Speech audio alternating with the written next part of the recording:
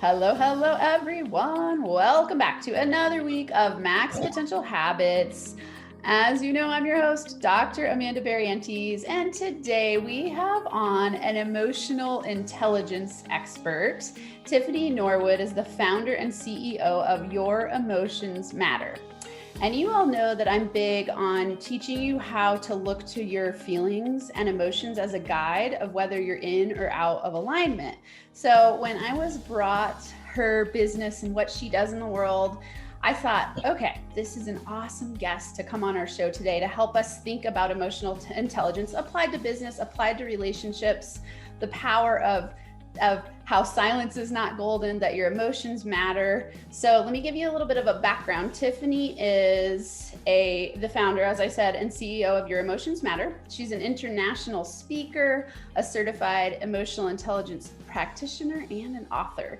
She's featured on ABC, CBS, HBO, Toyota, and Investigation Discovery. She's a certified NLP practitioner. Those of you who don't know NLP, that's neuro-linguistic programming. And she addresses childhood wounds, communication issues, and limiting beliefs for single men and women. So you're going to want to stay tuned because all of us have a wild wave of emotions that can run our lives. And I can't wait to hear what she has to say. So welcome to the show today, Tiffany. Thank you so much. I am honored and it's a pleasure to be here. Thank you for having me. Yeah, absolutely. Okay, let's start with, I always like to ask, what's a quote that you live by or something that you know resonates for you and that you share with other people frequently? Well, what I do share, it aligns with our topic today. Joshua Freeman of the CEO of 6seconds.org says that emotional intelligence makes up 80% of the success in your life. Ooh, this is awesome because I often tell people mindset makes up 80% of your success. And I would think of those two as very related, emotional intelligence. Will you for the audience share your definition or some conversation around what emotional intelligence means to you? Yes, emotional intelligence is the ability to manage your emotions well within yourselves and well within others in an effective and appropriate manner so that you both can come out to an outcome that you both desire. So it's basically when you be able to manage and have self-regulation on your responses instead of reacting, you have the ability to respond in a appropriate and effective manner. That's so big. So I love this. One of my favorite things to talk about is as adults that are able to respond and we have that responsibility. Whereas when we're in animal brain or when we're in our, like our younger years, we are in a reaction space. Mhm. Will you dive into that a little more? That's really a great topic. Yes. Yes. So my background is, I'm coming from a very unhealthy, toxic marriage, and where that's where when I found emotional intelligence, I was, researching and trying to figure out what's wrong. Why aren't things getting better? Why do we keep going through the same conflicts over and over? The emotions were, out of control, and I just found like, hey, these emotions are being mismanaged. It's once your emotions are high, then you know that your intelligence is low, and that just brings you into a space of confusion. It brings you into a space of frustration, and it's just a vicious cycle. So once I came across emotional intelligence, I said this is important information here. When as we start off as young, and then we come into the world, and we our focus is just so much on learning, and so much focused on the external, on what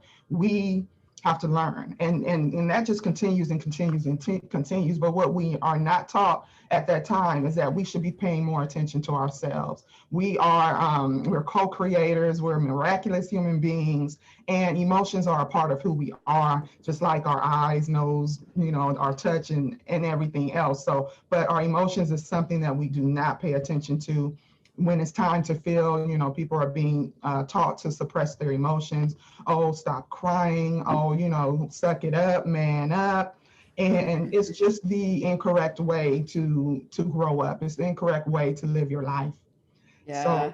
yeah, so it's time to, just push away and just unlearn that unhealthy behavior and start developing more healthy behavior by managing and learning how to feel, learning how to feel your emotions and learn how to navigate, learn how to be motivated, because that's part of it, being optimistic, having empathy, being able to feel other people when they're feeling a certain way and responding appropriately in your situation. So as long as you are responding appropriately and allowing your emotions to tell you and send you messages instead of pushing it away, then you have a better ability to come to the best outcome that you want for yourself and that you would want for yourself and the other person.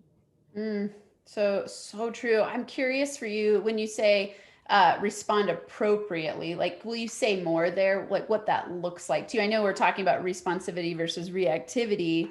I'm Yeah. thinking about, because to me, emotions are, I've had in my past, I used to not have very, I was going to use the word control, but it's more like I would react instead of respond to my emotions. And I look Yes. at emotions as like a really powerful feedback system, helping you know where things are out of alignment, directions that you need to grow, places you need to learn to communicate better, and things like that, which is definitely what I hear you saying. So we talk a little bit about the links between quote appropriate responses versus something that's going to be more destructive in a relationship. Yes, yes, you said it perfectly there. And the appropriateness is the opposite of the destructive responses. The yelling, the name calling, the spitefulness, the hurtful behaviors. Physical, any type of abuse, anything that is hurtful towards the situation or hurtful towards another person. That is what is disruptive. That is that behavior we want to avoid. When it's appropriate, you're able to take time to sit back and think, and you mentioned, feel your emotions and listen to the messages that they're trying to tell you because they're guiding you. There, Mm-hmm. it's data that's guiding you in the right direction. It's telling you something, so you have to be able to pause and sit with it and be able to feel. And then it doesn't matter which emotion it is. What I cringe at hearing is when people call emotions negative. There are Mm-hmm. no negative emotions. When we look at anger and fear and frustration, those are the ones that they will say is negative. However, it's every emotion is valid. Every emotion that you feel is valid. Just because you feel angry, that's not a bad thing. Just because you're frustrated, there's a reason why you feel angry. There's a reason why you feel frustrated. So you just want to sit, be able to just analyze that and be able to be with yourself with those emotions to see what they're trying to assist you with. But then as you are taking that time to feel them and listen to them and understand what's going on around you and what's going on inside of you, then that's when you'll be able to take more control over the outcome of the situation. It's a beautiful thing. Is we definitely have to take account of what we are feeling. Yeah, it's so big. I mean, it sounds like you've had a history where that wasn't the case for you in the past. And Correct. then you've had a big transformation in terms of the way that you respond. Will you share a little bit of your journey there if you feel open to it? Oh, I can definitely feel open to it. I have no problem talking about it because I started my business because I did not want people to have to go through what I went through. Okay, so it was my marriage was emotionally abusive. There was the silent treatment, which is neglect. Then you have verbal, where I'm being called out of my name. Prior to marriage, there was physical. So there was just different aspects of abuse. And one thing about abuse that I'll just touch on is that when you're in a relationship, you're so focused on the other person and you're so focused on having things being the way you would want them to be, you don't see clearly. Your clarity is not clear on what's really happening. And what I'm finding is that a lot of people are not knowing that they are in an abusive situation. Okay, you see your partner get angry and he or she lashes out. Okay, wow, that partner is just angry. You don't look at it as, hey, they're mismanaging their emotions, or they have some issues that must be ironed out, by maybe going through a counselor or a therapist or needing some type of psychological help. But it just becomes the norm. Calling each other out your name in a relationship is not normal. Fighting is, I'm not saying not fighting, but disruptive fighting, just constant fighting where you're not you're not solving your problem. You just have going through that vicious cycle of the same thing over and over. That conflict, when that conflict, something you would be able to um, have healthy conflict and be able to I'm thinking of resolution, come to yeah, resolution. thank you. Yeah. I'm getting tongue tied here. Come to a Totally resolution. understandable. It's nothing wrong with conflict. There's nothing wrong with having disagreements. But Yeah. when you learn to agree to disagree, there's healthy ways to come to a resolution. So, Yeah. but then when it's the opposite of that, it's frustrating. It's confusing. It's frustrating, and it's very unhealthy. And what I advocate in my business is that your emotional and your mental health is top priority. It's Mm-hmm. top priority in your life. It's top priority in your relationships and your business. No matter what it is that you're going through, you have to take care of yourself. You have to listen to your emotions, and you have to have healthy. Because most people just go to the gym. Okay, I got to get to the gym, and then can barely get to the gym. Where you're looking at your physical, and that does help you with your brain, and it does help you mentally. However, there is another aspect of your mental, and there's another aspect of your emotional. But it's all that is important: physical, Yeah. mental, and emotional. Will you share what caused you to finally decide to leave? Because, I think about, when we're in a relationship that is misaligned, toxic, not for the greatest good of both people involved, let's say. Mhm. What, it's that moment when people decide like, okay, this isn't a relationship that's working for me. How did you take the leap to leave? Because that's hard for people to do often. It is, and I'm glad you asked me that question. This is what I did. I just came to a point where I just had to stop fooling myself and just saying, hey, this is going to get better. We all tell ourselves it's going to get better, and then we just wait and wait and wait, and what happens? Absolutely nothing changes.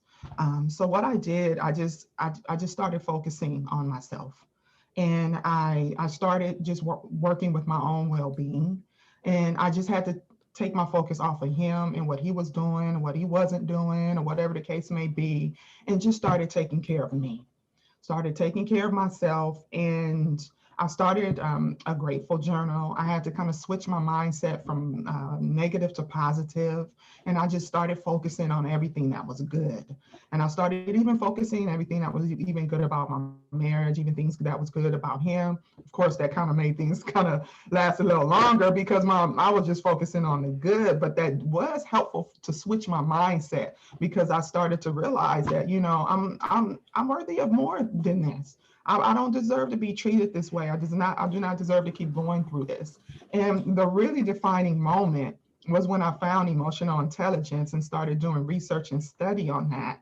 And I said, I want to share this with the world. I want to share this with people because people go through their whole lives not knowing that they can manage and self-regulate themselves and their emotions. And this is important information that everyone needs to know. Mm-hmm. So I want to, become a public speaker, and I want to be able to get this word out. I want to get this message out. And it just gave me the confidence to have something that was bigger than me. Because I was all in my own little world, and I just felt, okay, I'm the mom, I'm the wife, and it's just me. But when I found that, life is just bigger than who I am. Life is bigger than what I'm going through. Then I was able to stretch out and have the confidence to say, I'm not, this is enough. Enough is enough, and I'm out of here. So it was just that that was the real defining moment. It's basically finding the purpose and meaning for my life, which didn't align with what I was going through at the time. So I had to make some changes, and that's Yeah. all that. That's so powerful. I mean, you probably don't know my history, but there's I had a big epiphanal moment when I was laying on the floor crying, similarly realizing I'm the center of my relationship issues and I got to work on myself, And so for me, it was like, I have a complex relationship history. I ended up my 15-year marriage having an affair. And of course, affairs don't happen for no reason. So I own my responsibility. He's owned his. We're good friends now, but it was that moment where I was like, oh, in order for me to shift, I've got to become emotionally intelligent. I didn't say it in these words at the time, but it was like, oh, I've got to learn how to communicate. I've got to learn how to express my needs. I've got to learn how to set boundaries. I've got to learn what a healthy relationship looks like. I've got to learn. I mean, it's just so powerful what you're talking about, because, whenever I have relationship experts on it, one of the main things that we talk about is building win-win relationships. And you can't do that if you're not empowered yourself, because you're going to attract the reflective mirror of yourself, right? So if you've got to become who you want to be with in a relationship. And so if for anyone listening, if you're in a situation where you're feeling very misaligned in your relationship, I do work, like shadow work type of stuff with people. And it's really recognizing, like, seeing those disowned parts that are showing you what needs to shift within. And so, you just said something I loved. It was, you said I had to raise my worthiness, so it was like learning how valuable you are. When you start to step into that personal empowerment space, everything that's misaligned falls away. And it's interesting, like it happens with your intimate relationships, your friendships, your work relationships, across the board. When you raise your worthiness level, then the outer world matches that. And so everything has to change. And so it's really cool to hear your journey and how, you empowered yourself and now you help other people empower themselves to have emotionally intelligent relationships. Exactly. Yeah. Awesome. Good for you. Will you share with people some practical tips in terms of emotional intelligence? Like, what are some of the foundational cores for you that you walk people through to help them become more emotionally intelligent? Okay. Well, the prerequisite, you can't become emotionally intelligent if you're not aware and you're not self-aware. So that's what you have to do. You have to learn about yourself.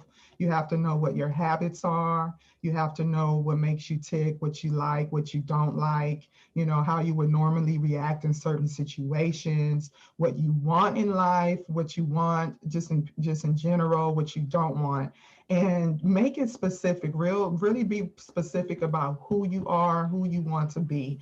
And then that self-awareness will be able to help you to see yourself the way others see you. Because if you can go out and ask some people, you'll say, how do you view me? Tell me about myself. And they may say some things that'll surprise you. And you're like, what? Like, I didn't know that you felt that way about me, or you thought that, but so when you become self-aware, you're gonna already know those things. You're gonna already know you could be stubborn at times, or you're gonna just know the good and the bad and the ugly. You're gonna know, and it's okay, because you know who you are, and So when that good or when that bad or ugly comes around, you'll know how to, step back and say, okay, that's my ugly side.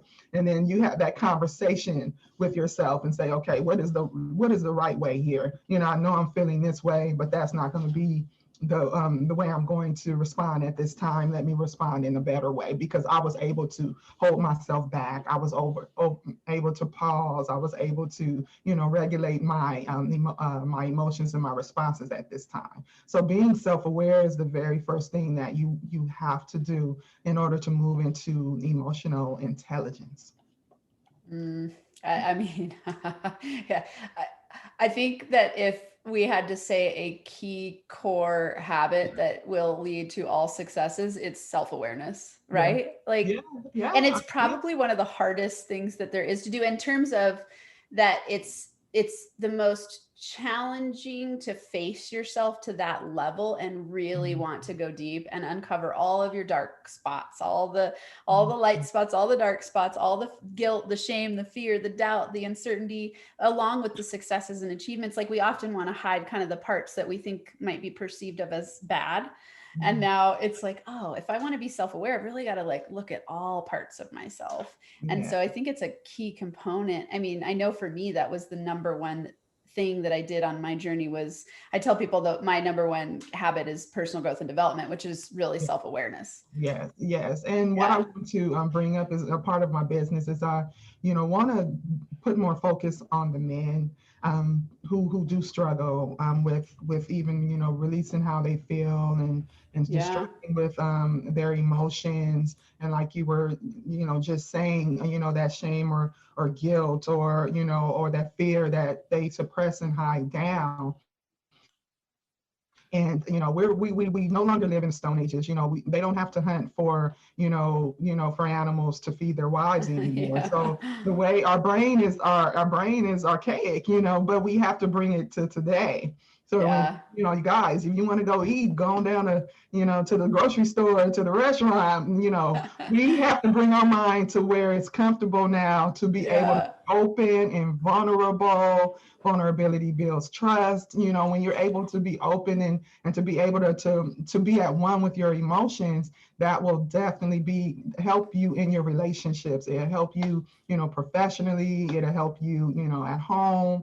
It's okay to be who you are. It's okay to embrace your emotions. So we really want to focus and assist the men with being okay to talk about it when they're feeling a certain way. No, not pushing it down or pushing it away, being able to go somewhere. And another thing we do here with Your Emotions Matter is breaking, I want to break the stigma around counseling and around therapy, or just reaching out for help.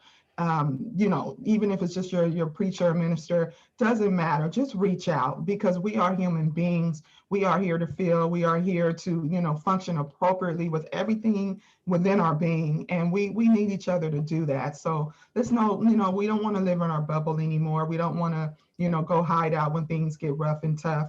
We want to be able to support each other in every way, shape, and possible.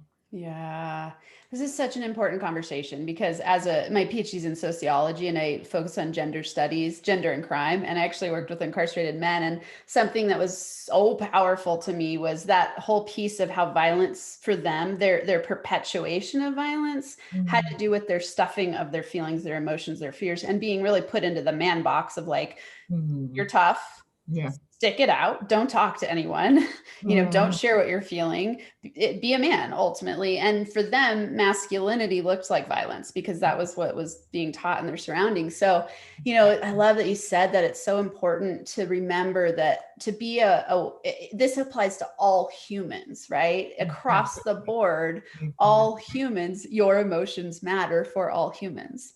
And it's really, I mean, when you try to suppress or repress your emotions, it is always going to lead to toxicity. I Yes. think, Yes, that's yeah, the total point right there. yeah, When we're looking at healthy relationships, we want to remove the toxicity. yeah. To do that, we're going to move over to managing our emotions better. Yeah. So Well, that's it. will you talk a little bit about, we're going to pivot just a little to business because I know you and I had pre-show, we talked a little bit about emotions in business. I want to hear your take on it and let's just jam there a little bit because I think it's a cool conversation to have, especially for the NFA audience, because it's a lot of entrepreneurs.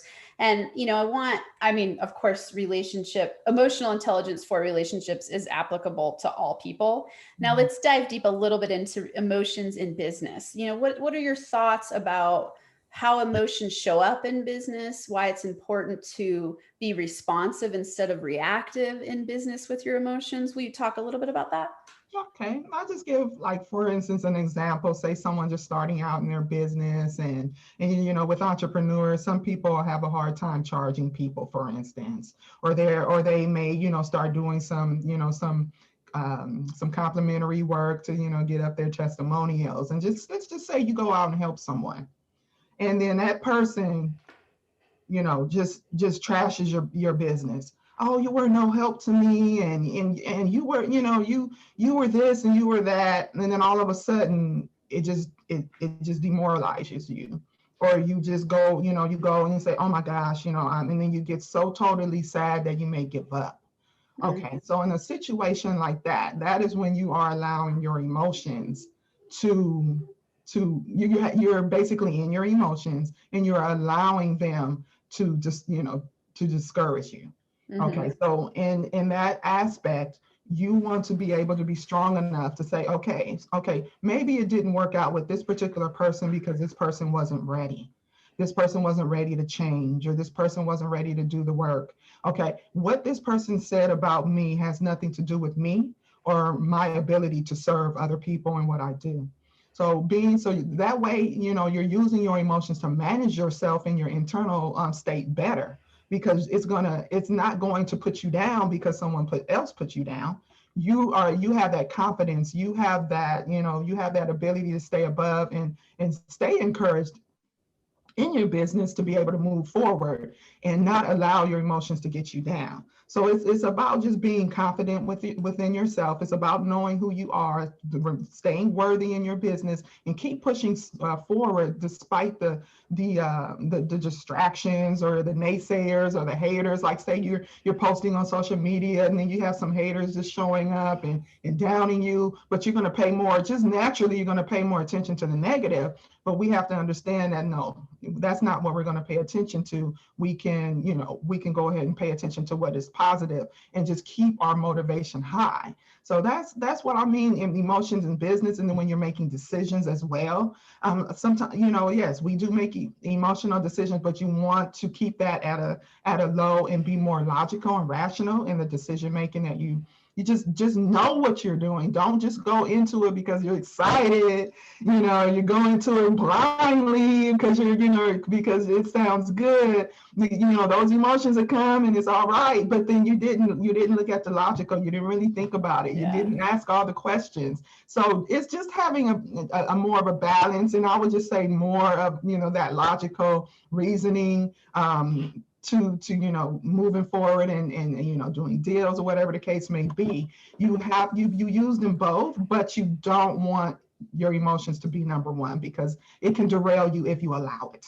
So it just depends on the person in their internal state, in their confidence. So wise. I mean, what's standing out to me about what you're saying is that building a business is volatile, right? Like, there's going to be ups, downs, there's going to be lovers, there's going to be haters, there's going to be successes, there's going to be failures. Like, it's a long-term relationship to be in your business. And if you use your emotions in a reactive way, when you feel upset, you're going to quit.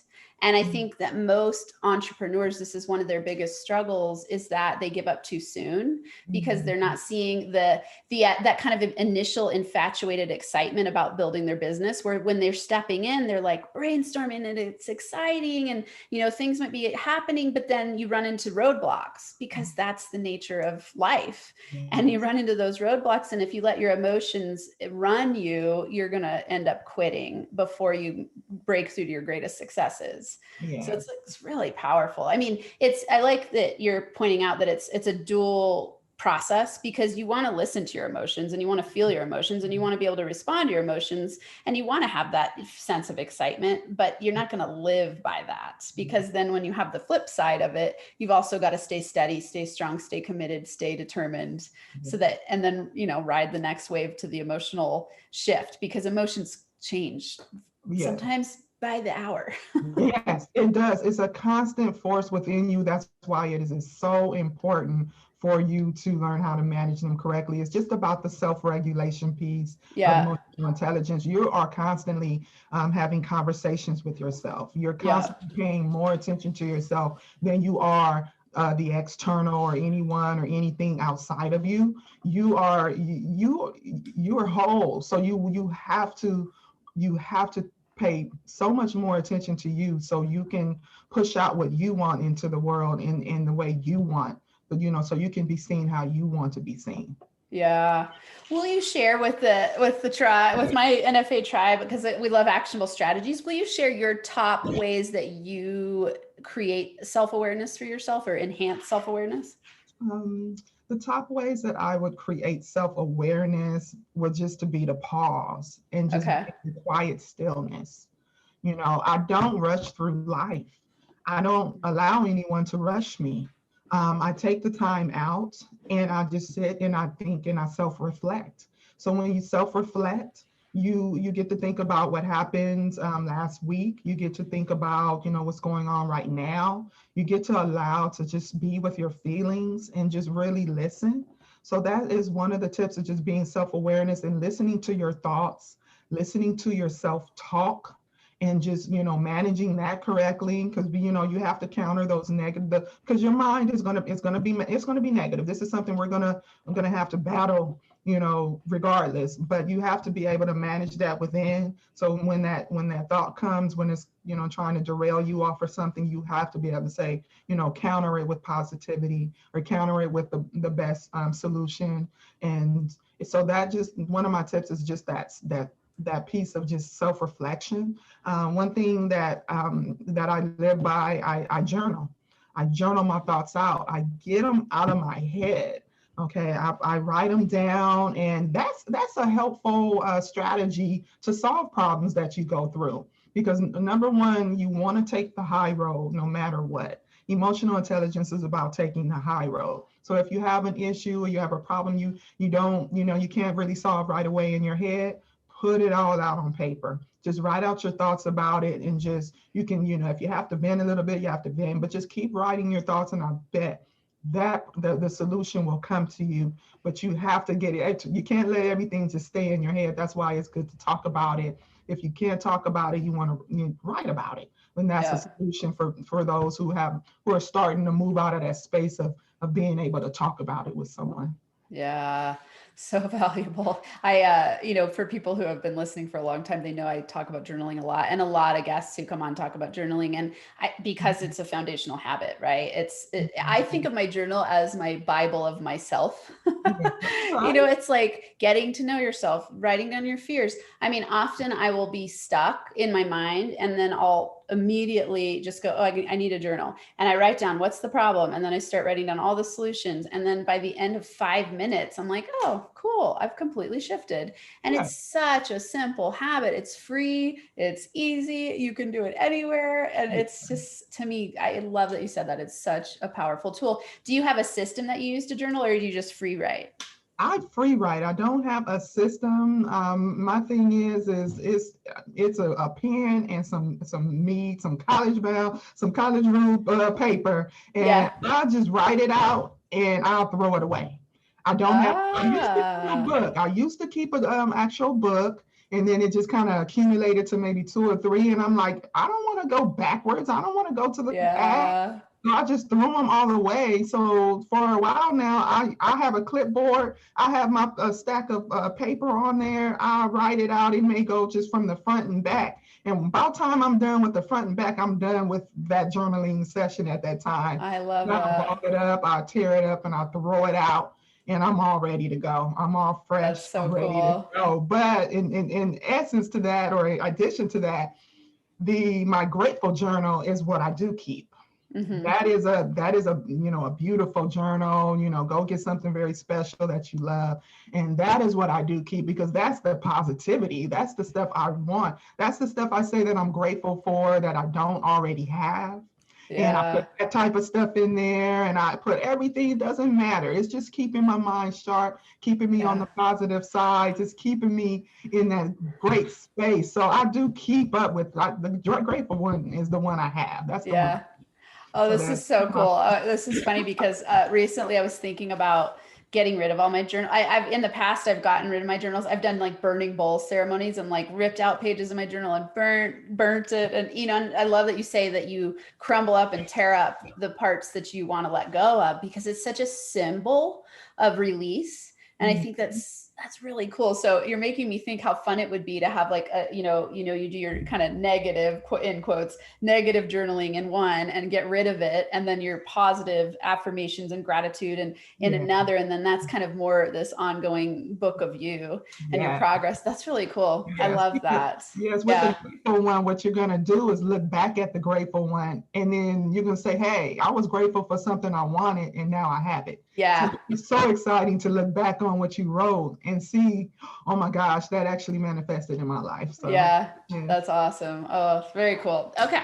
Will you share with listeners, and it might be something you've already said, but will you share with listeners your top 3 max potential habits that you believe got you where you are today?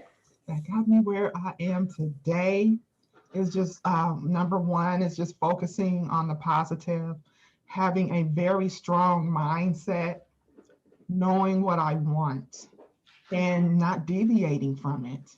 Just being Mm. very steadfast in myself, in my abilities, being confident, and just knowing that, I'm worthy of creating the life that I want. I'm worthy, and nothing, no one, not even the pandemic, can come and knock me down. Just being that, just being strengthened and staying strengthened no matter what life hits you with. Yes, you can deal with it when it comes, and you'll be able to, manage your emotions and be able to, take time off if you need to, take care of yourself, have that self-care piece in there. But you stand so strong in yourself and in your co-creator nature that nothing can move you. Yeah, those are awesome. Okay, so you said I wrote down focus on the positive, strong mindset, and knowing what you want. Yeah, Like, yeah. I mean, everyone listening, if you took those three away and did that, that's going to raise your emotional intelligence. That's going to have you being responsive instead of reactive. And that's going to have you creating the foundation of the life and business and relationships that you love and aspire to in that fullest, most expressive, expansive version of yourself. Awesome. So Awesome. cool. Okay. Where can listeners find you? I know that you have, you said author. Would tell us books that they can access or books. And then where can they find you online? Okay, I am currently a contributing writer to In the Limelight magazine. So that is an online magazine. So once you go to my website, which is youremotionsmatter.com, you can go to the My Story page and scroll down, and you can click on the first four that I've contributed to. We have another one Nice. coming out. Okay, well, this is future, but we're continuing on with that. So I do write for that. So there's some good articles there on my blog, and then other articles that I have written on my blog as well on my website. So that's how they can find me. My information is all there. My social media is all there on the website. Again, that's youremotionsmatter.com. Awesome. Thank you so much. What a great conversation. It's been really fun to get to talk to you, and it's inspiring to I mean, I think for all the people listening, it's such an inspiration to watch someone transform out of a stuck place and then shift in a totally new direction and then teach other people how to do it. I mean, to me, that's like the greatest inspiration that there is. So thanks for being willing to share your story and share your tips. And everybody definitely go and visit youremotionsmatter.com. And until next time, everyone, thank you so much again for being here. I'm sure you got a lot of golden nuggets out of that. I hope that this week you learn to be self-aware, or practice being self-aware, practice journaling, and really focus on raising your emotional intelligence so that you can max your potential to thrive and feel alive in your life and business. Thanks so much for listening to this episode of the Max Potential Habits podcast. If you're liking what you've heard, it would be so incredibly awesome if you would subscribe to the channel and leave a 5-star rating and a written review. This helps me help more people while we grow our NFA community so we can rock it out together. For Max Potential Habits resources, go to nfacoaching.com where you can access all of my resources. There's free ebooks, PDF checklists, a journal template, a business mindset meditation kit, and so much more. Plus, links to NFA coaching on Instagram, YouTube, LinkedIn, and Facebook. And if you're super serious about up-leveling, there's also a link to schedule a free consult to work with me in group or one-on-one coaching. Until next time, I hope you have a Max Potential Habits Day where you get inspired to do whatever it takes to transform into the most empowered version of yourself so you can lead a rich, thriving, kick-ass life and business.